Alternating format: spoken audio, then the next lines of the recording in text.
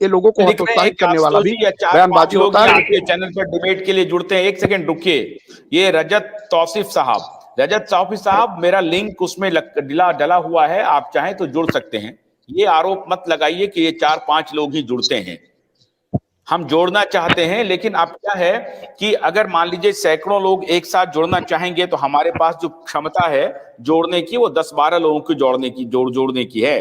लेकिन बिना कुछ समझे इस तरह के आरोप से बचना चाहिए। राजा तौसीफ साहब, मैं आपसे आग्रह करूंगा। अभी अभय जी बोल रहे हैं, जरा उनको सुनिए, और जो जुड़ना चाहते हैं, अभी देखिए हमारे पास स्क्रीन लगभग 4-3-7 लोग हो गए हैं। 8 लोगों का है स्क्रीन, 10 लोगों का स्क्रीन हो सकता है, 2 लोग और जुड़ सकते हैं, लेकिन थोड़ा धैर्य रखिए, सुनिए क्या बोल रहे हैं अभय जी। बोलिए अभय जी, बोलिए। और निश्चित तौर पर उनको भी धैर्य रखना चाहिए, और उनको भी लिंक गया है, तो चाहे वो जिस चैनल पे हम सभी लोग जुड़ते हैं तो उनको अधिकार है वो आके अपनी बात रखे। हम लोग भी सुनना ही चाहते हैं, एक दूसरे की राय लेना चाहते हैं। लेकिन आशुतोष जी, आपने प्रश्न किया, बहुत अच्छा प्रश्न है, और देश के लोग बड़े भयाक्रांत भी हैं, परेशान भी हैं। 4000 से ज्यादा लोगों ने जाने भी दे दी हैं अपने पैसे के लिए। तो एक तरफ भारत की सरकार की तरफ ध्यान आकृष्ट कर रहा हूँ, ऑल इंडिया जन आंदोलन, दूसरी तरफ तमाम पत्रकार जो साथी अपना हिम्मत बांध करके इस लड़ाई को लड़ने के लिए सकारात्मक कदम आगे बढ़ा रहे हैं। उन सबके बीच में जो आपने एक शब्द कहा, मैं उसको क्लियर पूरी तरह से पारदर्शिता के साथ आगे खुलासा कर दूं कि जो सहारा प्रबंधन तंत्र की तरफ से जो संपत्तियां बेची जा रही है, पहली बात तो कौन बेच रहा है, उनके पीछे कोई और साजिश हो करके लोग, उनकी टीम के लोगों में 2 कदम आगे बढ़ के उसको बेचने का काम कर रहे हैं। अभय जी, मैं आपसे आग्रह करूंगा कि आपकी अगर इंटरनेट जहां पर है, अगर वहां से सिग्नल में कोई परेशानी हो रही हो तो आप अपना वीडियो ऑफ कर दीजिए।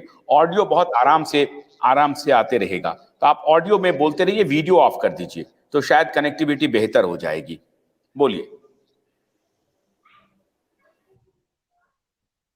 हाँ, मैं वही कह रहा था कि अभय जी, आप अपना नेटवर्क ठीक करने के लिए जरूरी है कि आप अपना वीडियो ऑफ कर लीजिए, ऑडियो से बोलते रहिए। अभय जी, आप अपना वीडियो ऑफ कर लीजिए।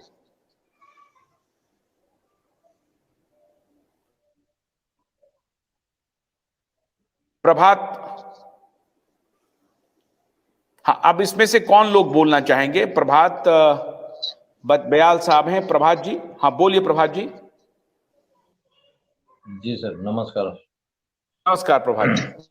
आशुतोष सर नमस्कार, नीरज सर नमस्कार, संतोष जी और जितने भी आए हुए हैं सबको मेरा नमस्कार। सर,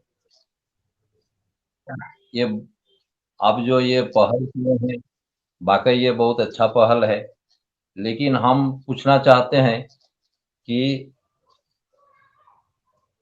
ये नौटंकी कितना दिन तक चलते रहेगा? पहले सहारा ने नौटंकी किया, सुब्रतो राय ने नौटंकी किया, देश देखते रहा, कार्यकर्ता देखते रहा। जमाकर्ता इनोसेंट है, बेचारा लोग कुछ नहीं जानता है। हमारे सारे कार्यकर्ता देखते रहे, पैसा जमा करते रहे, सुब्रतो राय चाल चलते रहे, चाल चल के, हालांकि दुर्भाग्य है, और दुर्भाग्य भी नहीं बोलेंगे, जिस देश में इतना गरीबी है, जिस देश की सरकार इतना रोजगार दे नहीं सकती है, और उस देश में एक कंपनी चल रही थी जो 45 साल से रन कर रही थी, और जिसको सरकार ने लाइसेंस दे रखी थी, वो 45 साल से लूटने का काम कर रही थी, सरकार की निगरानी में लूटने की काम हो रही थी। सरकार उसको लाइसेंस दे रखी थी, वो लूटते गया, देश की गरीब जनता ठगते गया, वो लूटते गया, जनता ठगते गया। सरकार ने कभी उन पे इंक्वायरी नहीं बैठाया।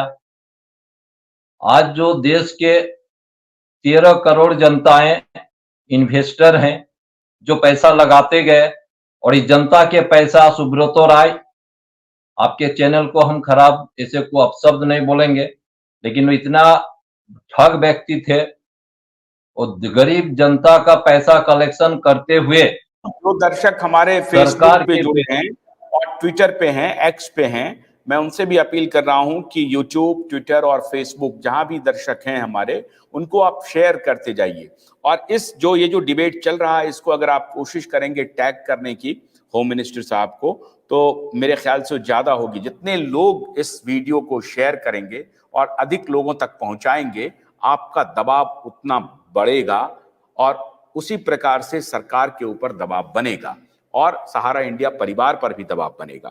तो हमारा आपसे आग्रह है कि आप अभी जो लाइव हम लोग जो बातचीत कर रहे हैं, ये सारे निवेशक बंधु की बात को सीधी अनएडिटेड, मैं कोई एडिट नहीं करता हूं, इसीलिए जो भी आप कह रहे हैं हूबहू हम सरकार तक पहुंचाना चाह रहे हैं और वो पहुंच जाए। वो आपकी जो भी मांग है वो सरकार तक पहुंचे और सहारा इंडिया परिवार के प्रबंधक तक पहुंचे।